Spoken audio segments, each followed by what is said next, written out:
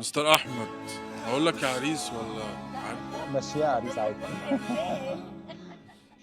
الحقيقة المكان هنا حلو قوي والدنيا تمام بصراحة، البروجرام جميل جدا والشركة بصراحة منظمة جدا جدا جدا، والناس كلها متعاونين بصراحة. أنا اتبسطت قوي بصراحة يعني.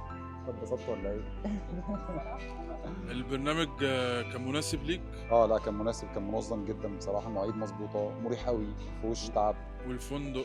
لا والفندق وكل حاجة بصراحة كنا العربيات؟ متوقعين الدنيا البلد نفسها إن هي تبقى أقل، بس الحاجة اللي إحنا فيها هي بجد أحسن حاجة موجودة في البلد. والاكل عشان الناس بتشتكي من لا الاكل في الأكل كان بالي. جميل، هو بجد لا المطاعم هنا يعني مطاعم حلال كتير جدًا، براندات كتير جدًا، بغض النظر عن المقاطعة يعني، بس لأ الدنيا هنا كويسة والله بجد.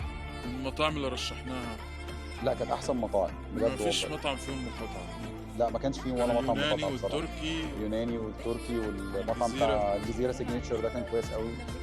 بنتكلم عن السبرايت والبيبسي بصراحة. لأ بس بجد كل حاجة كانت كويسة جدًا، كانت منظمة جدًا، أنا مبسوط بالرحلة دي وهي أول رحلة بس مش آخر رحلة إن شاء الله. شرفتني الله والله، يخليك، شرفتوني. تسلم.